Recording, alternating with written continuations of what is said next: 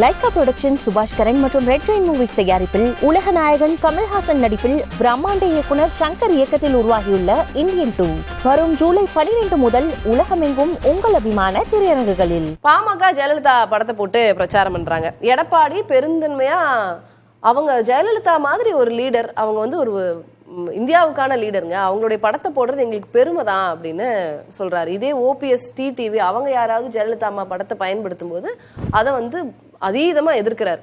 ஏன் பாமக மேல அன்புமணி மேல மட்டும் ஏன் அதிமுக இரக்கம் காட்டுறீங்க? நல்ல கேள்வி. ஆனா அதிமுக கூட்டணியில இருந்துட்டு பலாப்பழ சின்னத்துல பாட்டாளி மக்கள் கட்சி நிக்கல, அவங்களுடைய சின்னத்துல தான் நிக்கிறாங்க. ஆனா முன்னாள் முதலமைச்சர் செல்வி ஜெயலலிதா அம்மா அவங்களுடைய படத்தை அவங்க பயன்படுத்துறாங்க. அது பிற கட்சி, வேற ஒரு கட்சி. ஆனா நீங்க அதிமுகவை அழிக்கணும் அப்படின்னு நினைச்சிட்டு பாரதிய ஜனதாவோட கூட்டணி சேர்ந்துக்கிட்டு நீங்க எல்லா வேலையும் செஞ்சிட்டு இருக்கீங்கல்ல, ஆகையினால இது வேற கட்சி. கேள்வி ரொம்ப ரொம்ப சிம்பிள். அன்புமணி மேல ஏன் இறக்கம் காட்டுறீங்க? அன்புமணி ஜெயலலிதா படத்தை பயன்படுத்திக்கலாம், தேசிய ஜனநாயக கூட்டணிக்கு நீங்க அந்த கூட்டணியில இருந்தீங்க முன்னாடி, அங்க இருந்து நீங்க இப்ப வெளியில வந்துட்டீங்க, அந்த கூட்டணிக்கு வாக்கு கேட்கறாங்க, ஜெயலலிதா படத்தை வச்சு வாக்கு, அது ஓகே. அப்ப அன்புமணி மேல ஒரு சாஃப்ட் கார்னர் இருக்கு உங்களுக்கு.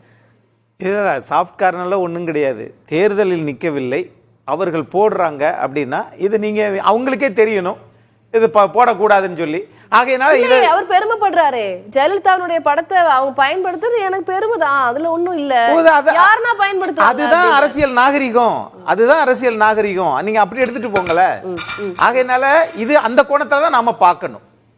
அப்ப அதனால அதிமுகவினருக்கு எந்த பிரச்சனையும் கிடையாது. ஆனா ஓபிஎஸ் டிடிவி பயன்படுத்தும் போது அது பிரச்சனை வருது. இப்ப அந்த கேள்விக்கு இடமே இல்லையே. விக்கிரவாண்டி தேர்தலில் அவங்க நிக்கிறாங்க. ஆனா அதே நேரத்துல இவங்களை பொறுத்தளவுல முதலமைச்சர் வேட்பாளர் பாட்டாளி மக்கள் கட்சி அங்க ஜெயிக்கணும்ன்றலாம் திரு அண்ணாமலை அவர்கள் நினைக்கவே இல்லை மேடம். நீ அதை நம்ம பார்க்கணும். அவர் நினைச்சிருந்தா இந்த மாதிரியான அவதூறு அரசியல்லாம் பேசவே மாட்டாரு. இல்ல, அது ஏன் அப்படின்னா, அந்த இறக்கம் ஏன் வருது அப்படின்னா, அடுத்த தேர்தல்ல பாமக வேணும், அதிமுக கூட்டணிக்கு வேணும், அதனால பாமகவை பெரிய அளவுல விமர்சிக்கிறதுல விருப்பம் இல்ல அதிமுகவுக்குன்னு ஒண்ணு. இன்னொன்னு, நீங்க பாமகவுக்கு மறைமுகமாக ஆதரவு கொடுக்குறீங்க விக்கிரவாண்டி இடைத்தேர்தல்ல அப்படின்றதும் ஒரு பார்வை. அதுக்கு அது பார்வை கிடையாது. அங்க ஏற்கனவே நீங்க பேசின இந்த விவாதத்துல முன் வச்ச கருத்து என்னன்னா, எல்லாரும் முதலமைச்சர் வேட்பாளர், 2026 திரு அண்ணாமலை நான் முதலமைச்சர் வேட்பாளர்ன்றாரு. பாட்டாளி மக்கள் கட்சி இதுல வெற்றி பெற்று அல்லது 2ஆம் இடத்தை பெற்றுச்சுன்னா நான் ஏற்கனவே எழுதுகோலை கொடுத்து நான் தான் முதலமைச்சர்னு சொல்லிக்கிட்டு இருக்கிறாரு அவரு. அப்ப இன்னொருத்தர் திரு டிடிவி தினகரன் நான் தான் ஜெயலலிதா வாரிசு அப்படின்றாரு. அதே மாதிரி முன்னாள் முதலமைச்சர் ஓபிஎஸ் இருக்கிறாரு. ஆகையினால இதுல நிக்க வச்சு மட்டம் தட்டக்கூடிய வேலையை திரு அண்ணாமலை அவர்கள் இந்த மாதிரி பேசிட்டு இருக்கிறாரு. பாட்டாளி மக்கள் கட்சி அங்க ஜெயிக்கணும், 2ஆம் இடத்துக்கு வரணும், அந்த நோக்கமே கிடையாது. இந்த மாதிரியான அவதூறை பேசிட்டு அண்ணாமலையினுடைய நோக்கம் குறித்து நாங்க இங்க பேசிட்டு இருக்கோம் திரு அக்னீஸ்வரன். நான் இப்ப கேக்குறது அதிமுகவினுடைய எடப்பாடியினுடைய நோக்கம் என்னவா இருக்கு அப்படின்றத பத்தி தான். தேர்தல்ல நிக்கல, இடைத்தேர்தல்ல நிக்கல, அவ்வளவுதான். ஆனா பாமகவுக்கு அண்டர் கிரவுண்ட்ல சப்போர்ட் பண்றாங்க ஒரு பார்வை இருக்கு. அது ஊடக பார்வை, கழுகார் பார்வை. மேல இருந்து பார்க்கும் பாருங்க, 10,000 அடி தூரத்துல பாம்ப கூட பாத்துரும். அந்த மாதிரி நீங்க பாக்குறீங்க. ஆனா பொதுச் செயலாளர் எடப்பாடி பழனிசாமி அப்படி சொல்லல. அது அரசியல் விமர்சகர்களுடைய பார்வை. அந்த பார்வையை நான் உங்களுக்கு முன் வைக்கிறேன். அதான் ஃபியூச்சரிஸ்டிக்கா யோசிக்கிறாங்களா அதிமுக? இதெல்லாம் தலைவருக்கு தெரியாதா? அடுத்த தேர்தல்ல பாமக எங்களுக்கு தேவைப்படுது அப்படின்னு அதிமுக நினைக்கிறது. அது இன்னும் 20 மாதங்கள் இருக்கிறது. ஆனால் பாட்டாளி மக்கள் கட்சி ஒரு அரசியலில் தர்மம் அறம் என்று ஒன்று இருக்குமே. ஆனால் நீங்கள் திரு அண்ணாமலை அவர்கள் தேர்தல் முடியுது வரைக்கும் அப்பா சாமி கொஞ்சம் பேசாம இருப்பா அப்படின்னு ஏன் உங்களால் சொல்ல முடியவில்லை? அந்த நியாயம் தர்மம்னு ஒண்ணு கேள்வி கேட்கணும்ல, அதையும் நீங்க கேட்க மாட்டேங்கிறீங்க, படத்தையும் போட்டுக்கிறீங்க.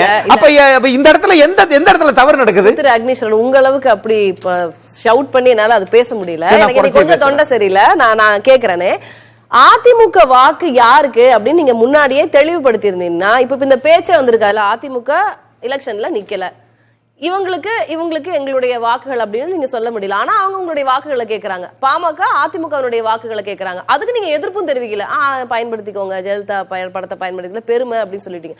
இவங்களுக்கு தான் எங்களுடைய வாக்குகள் அப்படின்னு சொல்லியிருந்தா நீங்க தெளிவுபடுத்தினா இந்த பிரச்சனையே வந்திருக்காதுல்ல? இல்ல, இதுல என்ன தெளிவுபடுத்த வேண்டியது இருக்குது? தேர்தலில் நிக்கவில்லை, அந்த மக்கள் யாருக்கு வாக்களிக்க வேண்டும் என்று அவர்கள் ஜனநாயக கடமை ஆற்றுவாங்க. இது நீங்க நிக்க அப்படின்னா கூட்டணி என்ன தொடர்ந்துல சொல்லுவீங்க? அவங்க பாருங்க 20 மாசம் கரெக்டா உள்வாங்கிக்கங்க. நீங்க எலெக்ஷன்ல நிக்கலன்றது ஒண்ணு, மக்கள் போடுறதுன்னா போடுறாங்க, இல்லைன்னா விடுறாங்க. நீங்க அப்படி சொல்ல முடியும். அவங்க அதிமுகவினருடைய வாக்குகள் வேணும்னு கேக்குறாரு. அன்புமணி ராமதாஸ் கேக்குறாரு, ஜெயலலிதா படத்தை பயன்படுத்துறாரு. அதுக்கு நீங்க எந்த பதிலும் சொல்லலையா? அப்படின்னா பாஜக கூட்டணியில இருந்துகிட்டு எப்படி நீங்க கேட்க முடியும்? அதிமுக பாஜக கூட்டணியில இருக்குதா? எடப்பாடி கேட்கல. எடப்பாடி பழனிசாமி ஏன் அப்படி கேட்கல? நீங்க ஏன் பயன்படுத்துறீங்க? இன்னும் 2 நாள்ல தேர்தலே முடிஞ்சிர போகுது. இல்ல சார், அது ஓகே. அதுக்கு நம்ம டிஸ்கஸ் பண்ண வேண்டாமா? பண்ணுவோம். ஆனால் அது மட்டுமே ஒரு நோக்கமே கிடையாது. பயன்படுத்திட்டு இருக்காங்க. ஒரு வாரமா அதிமுகனுடைய வாக்குகள் வேணும் வேணும்னு அவங்க கேட்டுட்டு இருக்காங்க. ஆமா, கேட்டுட்டு இருக்காங்க. எந்த எதிர்வினையும் ஆற்றல. இப்ப நீங்க சொல்றீங்க அவங்க பயன்படுத்த கூடாதுதான், ஆனா அது அரசியல் நாகரிகம் அப்படிங்கிறீங்க. இத எடப்பாடி பழனிசாமி சொல்லிருக்கணும்ல, பயன்படுத்த கூடாதுங்க, ஆனா பரவாயில்ல அரசியல் நாகரிகம் சொல்லல. அவர் பெருமைப்படுறாருங்க, அவர் பெருமை கொள்றாரு. ஒரு தலைவரே அவங்க பயன்படுத்துறாங்க. தேசிய ஜனநாயக கூட்டணி மேடையில மோடியோட படம், அண்ணாமலையுடைய படம், பக்கத்துலயே ஜெயலலிதாவுடைய படம் இருக்கிறதுக்கு பெருமை கொள்றாரு எடப்பாடி. ஒரு தலைவருடைய படத்தை, புகைப்படத்தை பயன்படுத்துறாங்க. அது அவர்களுடைய பார்வை அப்படியா இருக்கலாம். ஆனா அதே நேரத்துல திரு அண்ணாமலை அவர்களுக்கு வயது அரசியல் வயது வெறும் 3 வருஷம் தான். திரு எடப்பாடி பழனிசாமி அவர்களுக்கு வயது அரசியல் வயது 50 வயது. 1974 இருந்து 2024 அந்த கட்சிக்கு 52 வயசு. அப்ப இவர் இல்ல நீங்க அடுத்தவர்கள் முதுகில் சவாரி செய்யக்கூடிய பாரதிய ஜனதா கட்சி, நீங்க முதுகுல குத்துறத பத்தி நீங்க பேசலாமா? உங்க நோக்கம் அதுதானே. ஆக நீங்க அவதூறு அரசியலை பேசிட்டு இருக்கீங்க, மக்கள் வெறுப்பு அரசியலை பேசுறீங்க, ஆக்கப்பூர்வமான அரசியலை நீங்க பேசல.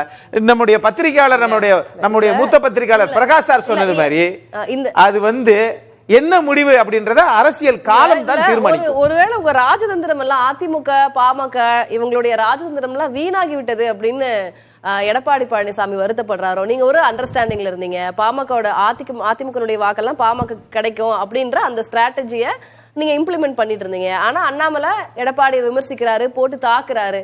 அதனால கரெக்டா வெண்ண திரண்டு வரும்போது தாழியை உடைச்ச மாதிரி பண்ணிட்டாரே அப்படின்னு அண்ணாமலை மேல உங்களுக்கு வருத்தம் இல்லையா?